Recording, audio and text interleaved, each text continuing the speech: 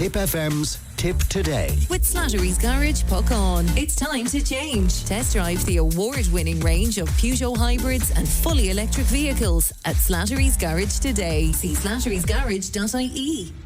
You're very welcome back to Tip Today with me, Stephen Gleeson, here for Fran, and I'm delighted to be joined by my excellent producer here in studio, Leanne, who is helping me out because Fran's boots are big boots to fill, and Leanne, it's great having you there on the side. A lot coming through in the text machine here, it's non-stop. A lot coming through, a lot on the GA go.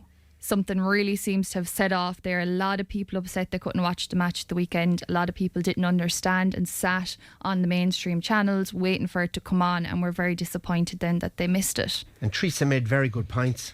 Yeah, and it's that idea of community. And I heard one man I spoke to, he said, I followed the GAA since I was a child. 60 years, I've given everything, I went everywhere. And he just is upset now. He feels like it's been taken away. Yeah, and it's going to be the same this weekend. I don't think the Tip Limerick match is to be seen either. Yeah, and it was such a staple in so many people's homes to sit down and watch it together. It was on the telly, it was always there, it was on in the background. So it just seems really, really disappointing for a lot of people. Yeah, it's something people will be getting back to us. We've a piece lined up here, Leanne, you'll tell us about it. Yeah, I've been digging through the archives again. I love digging through and finding old clips. So this one is very interesting because it's a rivalry between Tipperary Springwater and Ballygowan for the international market. So it was the 14th of October 1987. So just like hurling, the water industry seems to be very, very competitive as well. Oh, absolutely. Let's have a listen. Borrisolee, lying at the foot of the Devil's Bit Mountains in North Tipperary, and the home of the Tipperary Spring Water Company, a company which owes its very existence to this man. Tom Young's the water diviner who traced the underground stream now tapped for its mineral water. From day one I had no doubt that that it could produce way more water than they ever really would need there. Initially that water was used to make soft drinks, but with the boom in bottled water, the Tipperary Spring Water Company was set up to give the public what they wanted to drink, and the battle with Ballygowan was on. I think that Ballygowan sort of felt that he invented water, and I think this sort of affected them, and maybe they thought that we were stealing some of their clothes, which of course wasn't the case, because natural mineral water has been a phenomenon in all of Western Europe and the States and Australia, the northern European countries, so it hasn't just happened in Ireland. And riding on a wave of spring water sales, Pat Cooney's now planning to move the soft drinks company to a new factory and give the old one a facelift for his new product. We will be putting a reception area over the well, and we will of course be upgrading the aesthetics of the buildings. Because it's not all that aesthetic at the moment, really, isn't it? Well, at least something to be desired. Something they've already got is EEC registration as a natural mineral water, after tests to check its mineral content and its purity. And that's something the Ballygowan Spring Water Company in Newcastle West doesn't have. It's put its faith in an American standard.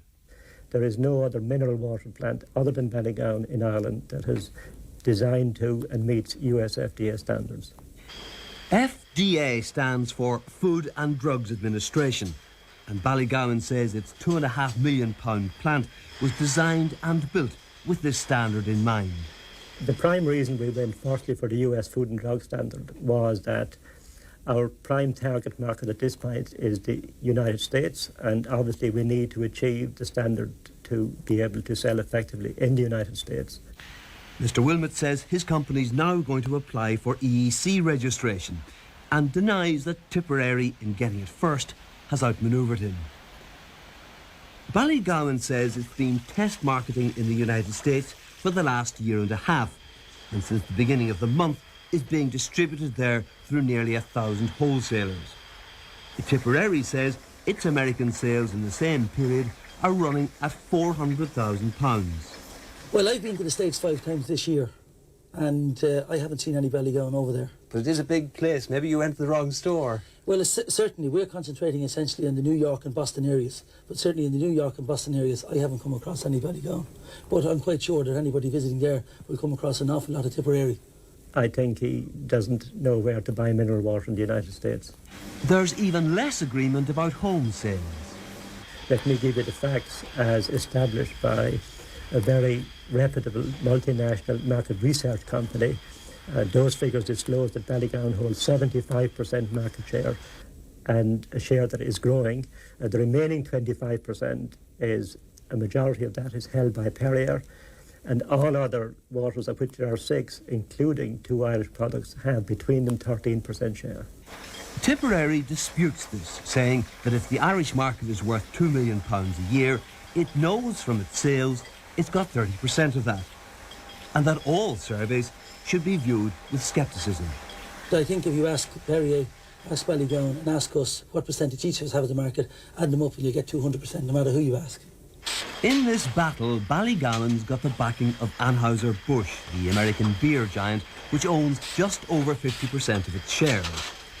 That's what's paid for the new factory with its computer-controlled systems and its laboratory to keep a constant check on water purity.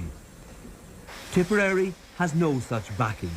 It can't afford expensive test marketing. It sells its water from the start, or it sinks.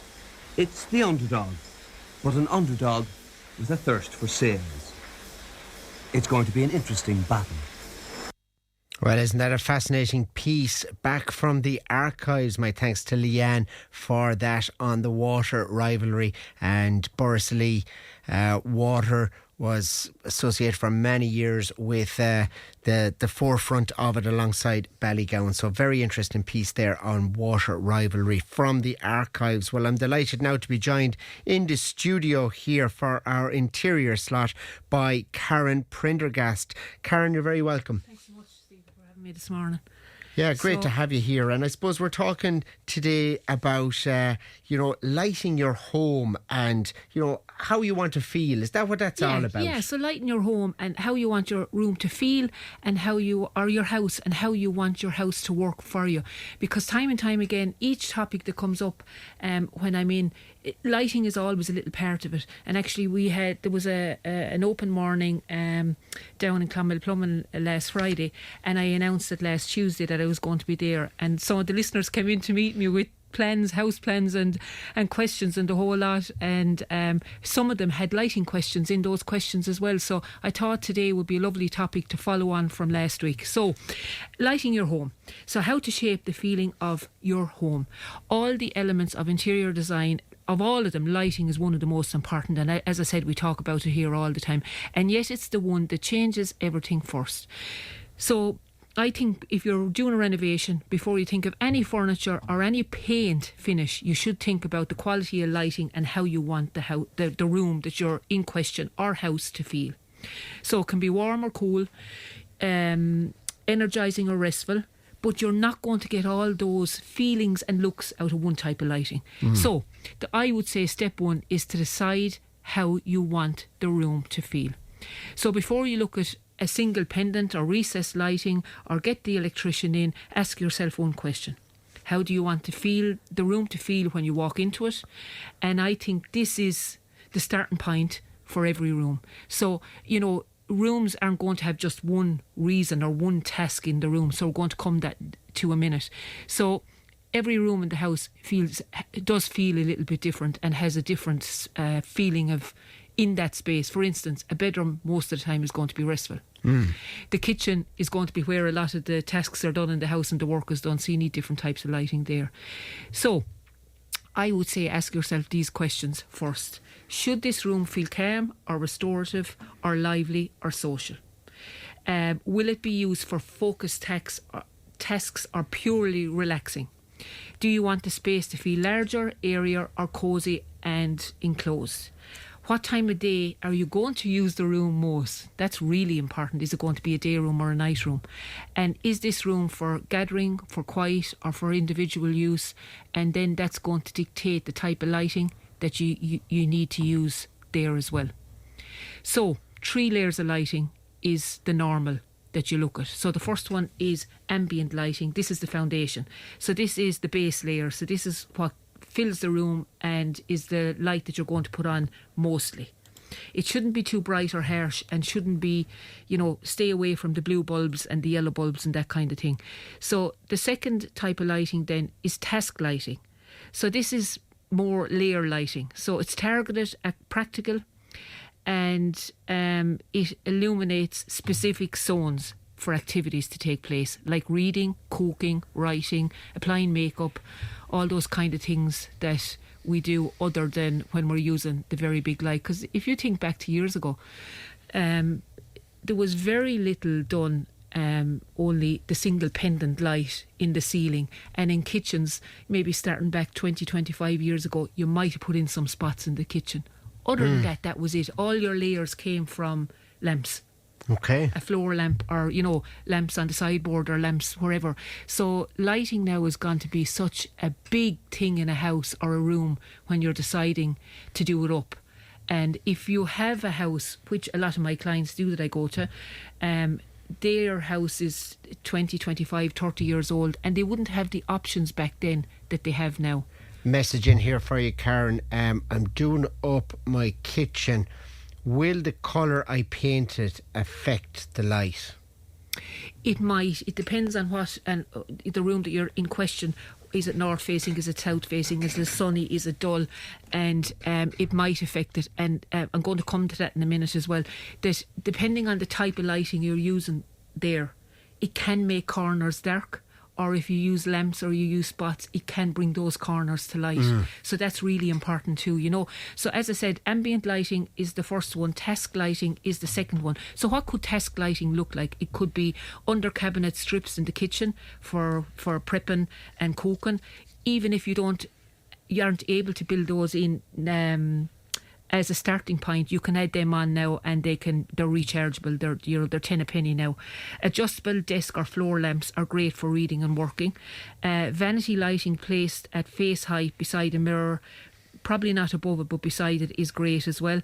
And pendants over kitchen islands are great for an island space only, which means then if you have spots in your kitchen and you have some kind of pendant lighting over your dining room, and if you have a separate lighting over your island unit, at least you don't have to have all the lights on together. Okay. It's cost effective as well, And the third one then is accent lighting. So this is kind of a character layer. So it's picture lights, directional spots above some artwork, maybe shelf lighting inside bookcases or display cabinets, LED strips behind furniture or along skirting boards or in alcoves.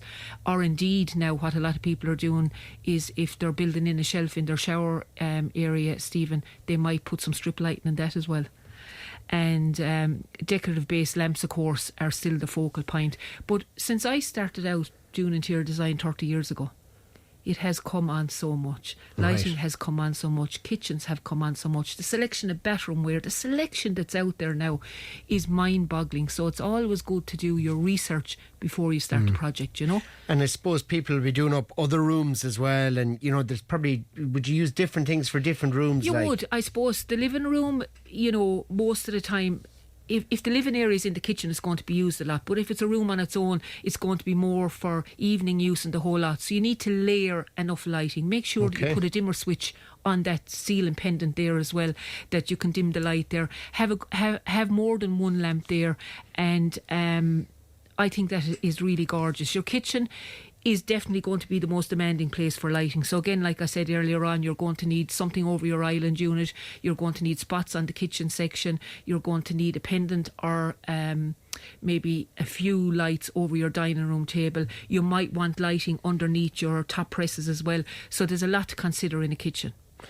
Bedroom, not so much. It's you really are depending a little bit on the overhead light. Some bedrooms now, they'll put in 4 spots instead of 1 pendant in the newer houses, and bedside lamps or wall mounted lights on the wall there over the bedside lamps are definitely going to be your friend there. So less is more. And the other rooms then, like... Yeah, we have the hallway and the entrance ways. They need to be well lit. They're the first impression when you come into your house, your front wall. So a nice statement pendant, normally people might go for a nice chandelier or a nice pendant in there, they're always really popular. And of course, if you have some pictures there, you might put some lights over your pictures, or you might put some wall sconces there that can be lit as well. So they're gorgeous to make a really good impact in your front hall. And I suppose the other place that's important is a bathroom. Now the majority of people, if they're doing up their bathroom, they'll put in a mirror with the light in the mirror that's included. You know, again, go back 10 years ago, there was hardly no mirrors with the light included in it. Now every brochure. Now you move your hand in front of it and it switches it on and off. And even one lately, I had a client and it had a connection for the phone that you could plug in. Wow. So one of the kids wanted that, so they got as well. So, you know, the options are really endless. And I suppose a good one is to put a dimmer on most of your lights, a dimmer switch on them if you can. That's become very widespread at the moment. And I suppose when we had the choice of light scenarios 10, 15 years ago, you know, the smarter ones of us maybe were thinking about the dimmer back then, even 20 years ago, you know. So I suppose... And what does that do? Just change the mood, is it? Well, it lowers the light in the bulb, so you can have it much lower or higher, you know. Okay, and dimmers are available now. If you don't have it for your lamps, it's available that you can buy plug-in plugs, and they're worked on remote control as well, and they're really cheap, Stephen. So there's loads of options out there. Okay. And I suppose common mistakes to avoid, just to finish up this section, is relying on single overhead lights in any room. I think it's a bad idea. It's a bit flat and lifeless. So again, go back to the tips that I gave earlier on. Placing down lights in a grid rather than over specific places that you need it for a task. The old way of doing it was you go in and you might need 6, 9, 12 spots in an area. Make sure that the spots just aren't in a grid and in lines, that they're lining up to where you need them to work for you, as opposed to just the grid system. Again, skipping dimmers to save cost. A dimmer switch is more expensive than a standard one. It's a false economy because it limits the room and the light that you have there. Don't ignore dark corners. They'll shrink a room. That was kind of to answer the question that came in as well. Make sure that you have light going on in those corners, be it a floor lamp or a table lamp. Make sure you don't mix colour temperature bulbs in the one area, so you can get blue toned, yellow toned, warm toned. Stick to the one colour bulb. If you have a bulb in a lamp in the table and you have a bulb in the ceiling and you have a bulb in a floor lamp, make sure they're all the same colour. And don't treat accent lighting as optional. Make sure that you use it in your plan, because that's what's going to design your room lighting wise. Okay, fascinating, really. And there's a lot to it, you know. There's an awful lot to talking about lighting in the home. Yeah, and it'll affect the mood and the time of day and all these things. And how you use it, because I go into so many kitchens now, revamping kitchens, maybe getting kitchens hand painted and changing the worktop and whatever. That's a very common, and revamping bathrooms. They're very common jobs for me on a weekly basis. And the one thing people will say is when they're prepping the food or over near the cooker, there's not enough of light, and they're standing in their own light from the overhead light. Oh yeah. So it's really important that if you are doing a revamp or spending, you know, our hard-earned money, that you make sure that the lighting, I think, is probably one of the first things that you should look at, above a paint colour or above accessories or anything like that. Yeah, it should be taken into consideration as a number one. Okay, that's big thing to consider. So final word, if we were to sum it up, Karen, it's a big undertaking doing up your place too. It is. So I think if you learn to see lighting as a design tool as opposed to just lighting, and not just the practical, we'll put in a few spots here, a few spots there, your home will feel completely different. And going back to kind of how I opened, make sure that you light your room to what suits you and how you're using that room. And I think lighting makes the biggest difference possible in a home if it's done thoughtfully and useful for the person living in the house, because of course not everybody lives the same. You know, and somebody might want very bright lighting in their bedroom, for instance, if they're reading at night. Somebody might want lighting that when they walk out of the bedroom, the bed or into the bathroom, that lighting automatically comes on and it goes back off again. You know, it's a sensor light. So sensor lights are becoming more popular in homes as well. Yeah, even energy saving, and maybe even for the hall, if you have children, they might get up at night that a sensor light comes on in the hall or the bathroom. That's a great idea. Great stuff. And now the cost of living, we're all trying to save a few bob as well. So if we can, through lighting and through bulbs and through how we use our lighting, why not? And do it right. Well, listen, that's fantastic as always, Karen Prendergast. Thanks for joining us here in studio. And that was Karen there. We're going to take a quick break. Back with more after this. Tip FM's Tip Today. With Slattery's Garage, puck on. It's time to change. Test drive the award-winning range of Peugeot hybrids and fully electric vehicles at Slattery's Garage today. See slatterysgarage.ie.